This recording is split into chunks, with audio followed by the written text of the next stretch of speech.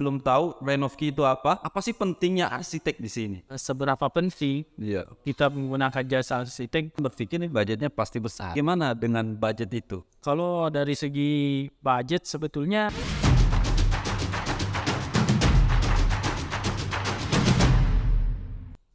Assalamualaikum warahmatullahi wabarakatuh. Teman-teman, saya Putra. Selamat datang di channel Renovki.com. Dan siang hari ini saya sedang ditemani oleh CEO dari Renovki.com. Di sini ada Bang Opi. Halo Bang Opi, bagaimana kabar? alhamdulillah Iya. untuk pertama kalinya ini ya Bang. Ya, betul. Nah, perdana kita tampil di YouTube ya bersama Renovki.com. Nah, mungkin banyak teman-teman juga yang masih belum tahu Renovki itu apa, perusahaan di bidang apa. Nah, kita kali ini akan diceritakan oleh CEO-nya langsung. Di sini ada Bang Opi. Mungkin Bang Opi bisa diceritakan dulu seperti apa perjalanan dari Renovki, dan Renovki ini di bidang jasa apa? Bismillahirrahmanirrahim. Barakallahu fiik. Terima kasih banyak Bang Putra sudah menemani kita terus hadir di podcast Renovki.com. Iya. Alhamdulillah Renovki.com di tahun ini sudah berjalan di tahun ketiga. Muncul ketika kita berada di zaman pandemi, maksudnya ya di tahun 2020.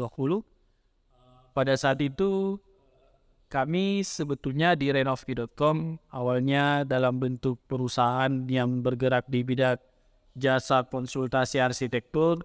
Iya. Namun pada saat pandemi ada begitu banyak permintaan dari rekan-rekan yang kemungkinan pada saat itu dalam kondisi bekerja di rumah. Iya. Mungkin pada saat bekerja di rumah mereka melihat rumah-rumah tinggal mereka perlu diperbaharui, Ya, betul. perlu direnovasi. Ya. Dan itu titik awal kami mengambil sebuah kesempatan untuk hadir di tengah masyarakat, khususnya di Makassar. Karena menurut kami arsitektur itu harus hadir dari kegiatan-kegiatan, ya istilahnya kalau mungkin dulu orang cuma butuh pengelolaan tukar saja. Iya. Butuh renovasi kamar mandinya, renovasi seperti dapurnya, seperti itu. Berarti Renovki ini hanya di level hanya merenovasi atau jasanya ada juga dari pembuatan sejak awal, Bang Opi? Masya Allah, kita sebetulnya di awal itu kebanyakan di jasa renovasi. Iya. Itu spesialisnya kami pada saat itu. Iya. Namun ada juga yang beberapa klien yang meminta dari pembangunan dari awal. Iya. Atau ada juga ya kemungkinan dia punya rumah itu sudah tidak layak huni, Iya. kemudian dibongkar dan kemudian kita bangun baru. Wah, biasa ya. Gitu sih Jadi, rata-rata dari permintaan klien. iya. Jadi ternyata Renovki ini sudah masuk tahun ketiga ya, Sobat Renovki, dan luar biasa ya. Dan ini insya Allah ke depan akan makin besar ya. Iya. Amin. Nah, Bang Opik, misalnya ya saya punya pertanyaan ya sebagai seorang milenial yang masih pemula untuk mau bangun rumah. Misalnya saya punya duit dan saya mau punya rumah. Menurut Bang Upi, saran yang tepat buat saya, apakah saya membeli satu perumahan di satu kompleks atau mungkin saya bisa buat dari awal atau buat baru gitu? Iya. Kalau dari segi budgeting dan Iya. dari segi juga keluasan dalam menata, Iya. alangkah bagusnya sih sebetulnya kita buat baru. Maksudnya buat baru di sini ada lahan kosong. Iya. Apa itu dalam bentuk coupling? Iya, betul. Coupling kan sudah banyak developer juga yang sudah menjual lahannya itu dalam bentuk coupling yang Betul. sudah terfasilitasi juga dengan beberapa fasilitas yang sudah hampir sama juga dengan perumahan. Iya. Itu dari segi budgeting mungkin dari biaya konstruksinya bisa di minimalisir. Itu yang Betul. pertama. Yang kedua, dari segi penataan layoutnya bisa sesuai dengan keinginan. Iya. Terus biaya untuk membongkarnya juga kan. Betul. Biaya membongkar kapal kalau ada bangunan yang sudah jadi terus itu dibongkar, itu kan juga ada biaya budgeting di situ. Ternyata ada biaya juga di situ ya. Biaya juga. Tuh. Jadi sebetulnya lebih bagus kalau kita punya anggaran terus cari lahan, Iya. baik itu lahannya kosong atau biasanya sih kebanyakan ya ada rumah-rumah yang istilahnya sudah tidak layak huni, ya istilahnya tingkat kerusakannya itu sudah Iya. besar ya. Betul. Nah, itu bisa kita lakukan renovasi dari awal. Iya. Itu saran yang baik ya dari Ya. Bang Opik untuk saya ini, misalnya mungkin untuk teman-teman sobat Renovki semua ya. Oke, nah misalnya ini saya mau bangun baru Bang Opik ya. Jadi langkah apa yang harus saya lakukan di awal atau step-stepnya kalau misalnya saya pengen bangun rumah? Iya. Nah, mungkin ada saran dari Bang Opik. Yang pertama itu kita harus punya gambarnya dulu. Iya. Gambarnya di sini sebagai dasar kita membuat planning pembangunan. Iya. Nah, biasanya kita kalau di konstruksi itu, bidang konstruksi, ada tahap perencanaan. Iya. Iya, jadi kalau di tahap perencanaan, artinya kita membuat proses desain, mulai dari survei sampai kita masuk ke proses asistensi sih biasanya disebutkan. Jadi kita menyebutnya biasa asistensi kepada klien supaya kita bisa tahu apa keinginan klien dalam proses membangun rumah itu.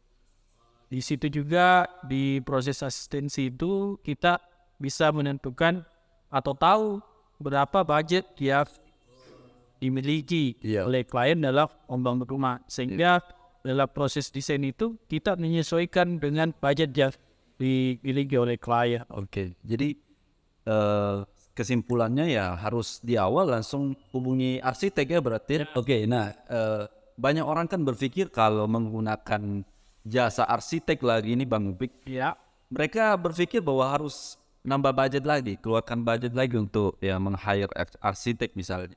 Tapi menurut Bang Opik, apa sih pentingnya arsitek di sini? Kenapa orang ya tidak masalah gitu keluarkan duit demi satu ya hasil yang memuaskan? baik. Ya, ini juga sering jadi tantangan juga dalam membuat klien itu bisa tertarik untuk menggunakan jasa arsitek. Iya. Kalau di kami di Renovki.com bahkan kami mengarahkan untuk kalau tidak menggunakan jasa desain arsitek, desain dari arsitek kami, Iya. itu kami mengarahkan untuk mencari arsitek di luar juga. Iya. Ya bisa kita kan memilih arsitek-arsitek yang betul-betul sudah bersertifikasi. Iya. Kita juga di arsitek ada asosiasi yang menaungi teman-teman arsitek kan. Iya. Iya. Nah, kalau dibicara tentang seberapa penting Iya. kita menggunakan jasa arsitek, saya bisa sampaikan bahwa itu jadi barang yang sangat urgent Iya. dalam proses pembangunan, karena arsitek ini mampu menerjemahkan keinginan klien. Iya. Sebuah desain. Jadi biasakan klien memang butuh menerjemahkan ide-idenya kan. Iya. Betul. Salah satu tugasnya arsitek ya di situ masuk sebagai jembatan untuk memvisualisasikan. Iya. Bisa dikatakan sebagai mediator ya. Jangan betul sangat itu. Iya. Jadi itu tadi sebenarnya pentingnya kita kenapa butuh jasa arsitek. Jadi ternyata arsitek ini bukan hanya ya bisa menggambar saja. Ternyata dia sebagai orang yang mungkin menerjemahkan apa yang ada di pikiran teman-teman semua mau membangun rumah seperti apa. Nah arsitek ini yang bisa menerjemahkan. Iya. Ya gitu ya Bang Opik ya. Oke Bang Opik, tapi kan ya meng-hire satu arsitek ini kan ya butuh biaya. Nah banyak orang berpikir nih budgetnya pasti besar. Nah, bagaimana dengan budget itu? Bicara masalah budget meng-hire arsitek, sebetulnya malah sebaliknya, karena arsitek mampu istilahnya mengurangi potensi-potensi salah bangun Ya. akibatkan terjadinya kegiatan bongkar pasang di dalam proses pembangunan, karena sebelumnya sudah direncanakan dengan dalam proses desain ya, Iya. sudah direncanakan. Terus arsitek juga mampu memaksimalkan potensi budget daripada klien. Iya. Jadi kalau istilahnya biaya arsitek ini menambah biaya konstruksi, sebetulnya tidak juga, malah mampu membantu kita dalam proses memaksimalkan budget para klien. Iya.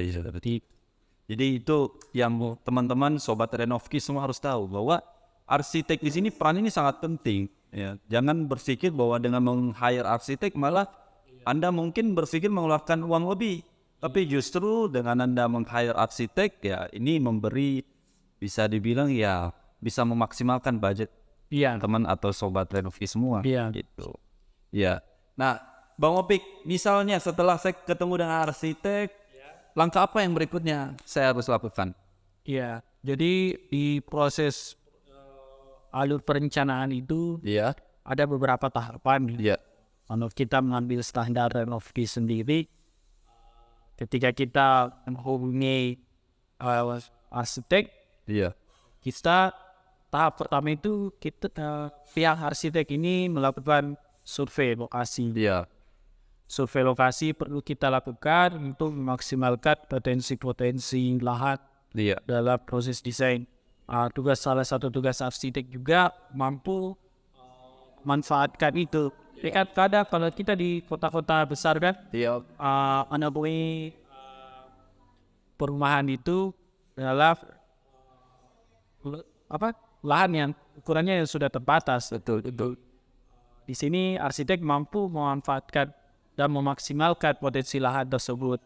Iya. Setelah melakukan survei, kita masuk ke tahapan biasanya konsultasi ya, konsultasi Ya. klien.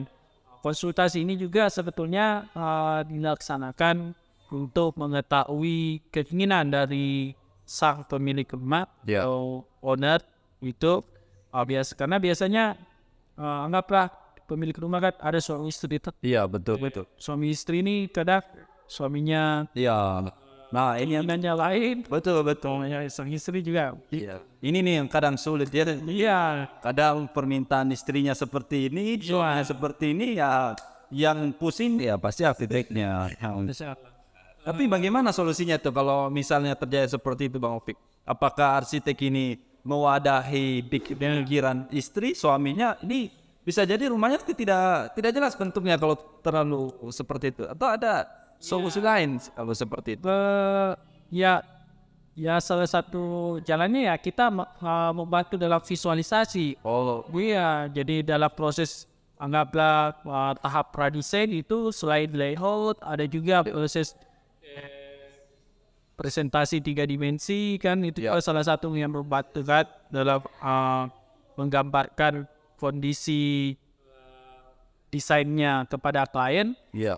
Dari situ kita bisa memenuhi keinginan, anggaplah keinginan istrinya dan keinginan suaminya terkait baik itu layout ruangnya maupun bentuknya. Nah di sini arsitek berperan untuk memvisualisasikan apa keinginan suaminya dan apa keinginan istrinya. Biasanya kita kalau tarik benang merahnya itu dapat. Oh, iya. Apalagi kalau sudah ada visualisasinya kan dalam bentuk biasanya 3 dimensi kan. Iya. Itu sih. Jadi setelah itu proses desain berjalan, biasanya tahap asistensi itu ada beberapa tahap tergantung dari proses istilahnya pemberian informasi daripada klien dan bagaimana arsitek mampu untuk menerjemahkan. Ya, jadi itu ya teman-temannya. Jadi kalau sang istri berpikir rumahnya seperti ini, suami begini, ya harus ada arsitek harus ambil ya benang merahnya gitu ya. Tapi ya seperti yang kita tahu ya, perempuan itu pasti tidak mau kalah. Nah ini harus disadari bagi para suami. Oke. Nah Bang, sekarang ini penting juga ini soal anggaran. Nah, bagaimana soal itu kalau anggarannya? Nah, soal itu di proses desain juga disampaikan. Jadi klien juga dapat menyampaikan bahwa target budgeting untuk pembangunan rumahnya itu seperti apa. Dalam hal ini desain arsitek juga menyesuaikan dengan budget tersebut. Itu sih sebetulnya kalau di proses perencanaan itu salah satu faktor yang menentukan dalam konsep desain juga salah satunya masalah budgetnya. Iya. Biasa kita sebut RAB, rencana Iya. biaya. Berarti ini kalau konsultasi dengan arsitek ini sudah included satu paket ya, ada sago. Nah, kemudian langkah setelah itu gimana lagi? Setelah konsepnya sudah jelas, desainnya juga sudah jelas, RAB sudah fix, kemudian rekan-rekan dari arsitek biasanya masuk ke dalam proses pendetailan. Kalau biasanya di teman-teman arsitek menyebutnya DND ya. DND. Dan itu digunakan untuk proses pelaksanaan konstruksinya nanti. Iya. Ya. Jadi begitu ya. Nah ini teman-teman di proses perbincangan kami ini ya saya yakin teman-teman atau sobat Renovki sudah ada gambaran ya kalau mau bangun rumah apa yang harus dilakukan di awal. Nah kemudian setelah itu ya otomatis sudah langsung masuk ke tahap konstruksi. Betul. Dalam proses tahap konstruksinya kami di renovki.com memang tahap pertama yang ditanyakan kepada klien ya kalau ada desain kita akan bangunkan, kalau tidak ada desain kita akan membantu dalam proses perencanaan bersama rekan-rekan mitra arsitek yang ada di Renovki. Berarti di Renovki ini lengkap juga ya Bang ya, jadi bukan hanya langsung action di proses konstruksinya, tapi kalau misalnya tidak punya desain ya bahkan disediakan juga. Di proses desain kita dibantu sama teman rekan-rekan arsitek ya. Saat ini juga sudah bersertifikasi. Itu penting itu ya. Tuh. Ini alhamdulillah salah satu tips memilih arsitek juga. Oh iya, tentu bersertifikat ya. Tuh. Oke, nah setelah masuk konstruksi, nah ini kan makan waktu pasti Bang Opik. Ini rata-rata pengerjaan biasanya kalau di standar bangun baru itu butuh waktu berapa lama biasanya? Ya, ini bergantung juga dari luasan lahan, terus jumlah lantai,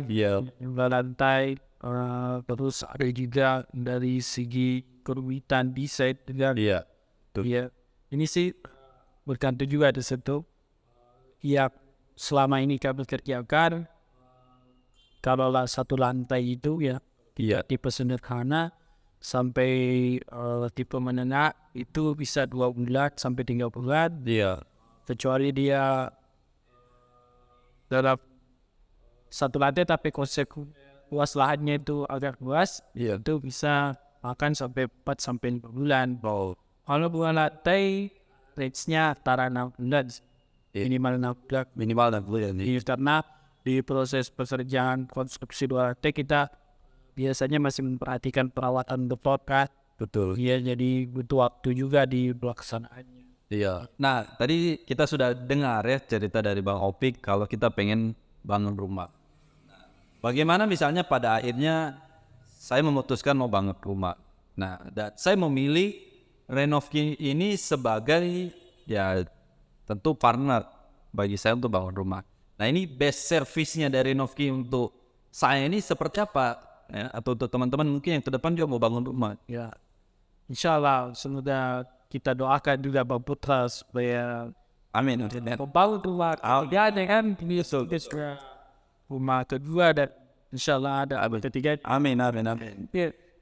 Jadi di renovki.com alhamdulillah pada saat ini kalau Bang Putra berminat untuk menggunakan jasa kami, Dari segi desain, kami juga menyediakan desain yang insya Allah sesuai dengan karakternya Mbak Putra, Iya.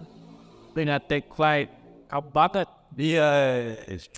Top. Ya, ini kita pendekatan melalui aplikasi untuk ngetes karakternya Oh, klien-klien yang masuk yang ingin menggunakan jasa Renovki.com. Kita menyesuaikan dari segi karakternya. iya. Pun dalam hal ini kita pengembangannya sesuai dengan karakter klien dalam proses desain itu, tapi tetap juga kami memasukkan unsur-unsur teknis ke dalam. Oh, nah ternyata teman-teman ya kita bisa bangun rumah itu menyesuaikan karakter sesuai dengan cerita Bang Opik tadi, saya baru tahu loh itu. Nah, oke, jadi Bang Opik apalagi best service dari Renovki untuk ya saya ini kalau misalnya bangun rumah atau mungkin teman-teman ke depan juga pengen bangun rumah. Setelah proses desain, kita akan melaksanakan proses kontrak Iya. yang insya Allah akan kita laksanakan berdasarkan kesepakatan bersama dengan Iya, owner. betul. Lalu setelah itu kita akan mempersiapkan tim dalam proses persiapan pelaksanaan konstruksinya. Iya. Biasanya waktunya itu 1 pekan sampai dengan 2 pekan setelah kontrak, Iya. ataupun dalam kondisi khusus kalian juga persiapannya dari klien, kita menyesuaikan dari persiapan klien. Iya. Dalam proses konstruksinya kita dibantu oleh beberapa tim yang dalam hal ini mulai dari project manager, pengawas lapangan, Iya. sama ini juga teman-teman di logistik Iya. dan quantity surveyor juga.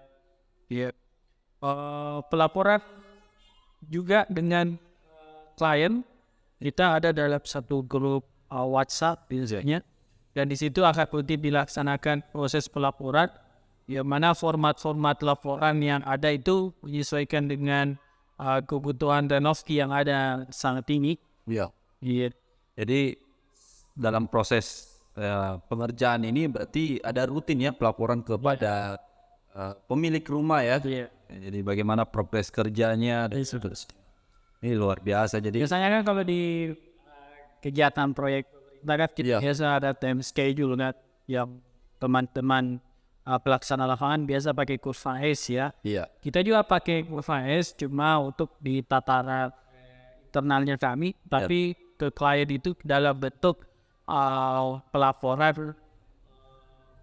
laporan pekanan untuk membuat presentasi. Iya. Ini akan memudahkan klien untuk memonitor sejauh mana progres pekerjaannya di lokasi. Iya.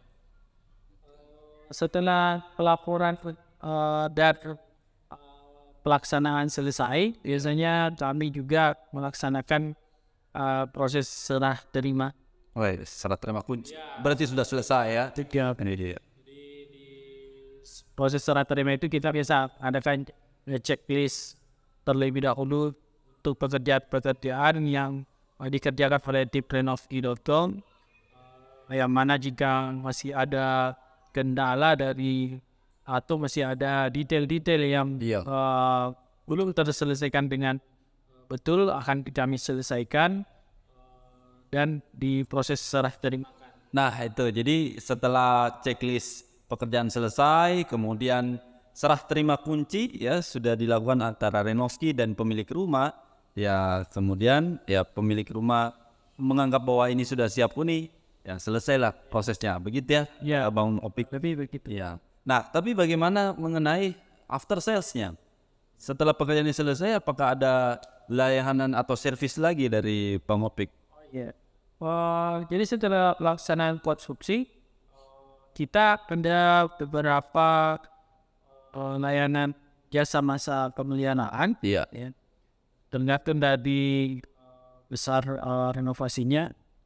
Masuk renovasi, kalau renovasi kecil itu sampai renovasi sedang 1 bulan masa retensi. Iya. Renovasi sedang sampai renovasi besar ada yang sampai 3 bulan sampai 6 bulan. Tapi khusus untuk pekerjaan atap itu kita masa retensinya sampai 1 tahun. Iya. Jadi itu untuk menjamin bahwa pekerjaan masih bisa kami selesaikan jika masih ada kendala setelah proses konstruksinya. Iya, begitu ya. Jadi ya luar biasa nih Renovki karena tidak selesai setelah penghuni terima kunci. Ternyata tetap ada yang namanya after sales-nya, pemeliharaannya. Ini luar biasa ya. Nah, jadi perbincangan kami ini sudah cukup lumayan panjang ya. Nah, ini mungkin akhir dari perbincangan kami berdua dan pastikan teman-teman tetap menonton channel renovki.com karena di sini akan banyak sekali edukasi-edukasi seputar konstruksi dan arsitek ya. Oke, mungkin kita akhiri ya Bang Opik, mungkin ada yang mau disampaikan dulu untuk teman-teman sobat Renovki sebelum kita tutup. Ya, terima kasih banyak sudah berkesempatan membuat podcast kita pada hari ini. Semoga ke depan kita akan lebih semangat untuk membuat konten-konten yang lebih edukatif, khususnya di arsitektur, penataan ruang, dekorasi, interior, dan konsumsi. Oke, jadi luar biasa. Teman-teman jangan lupa like, subscribe, dan share. Terima kasih, saya undur diri, Putra dan Bang Opik. Wassalamualaikum warahmatullahi wabarakatuh.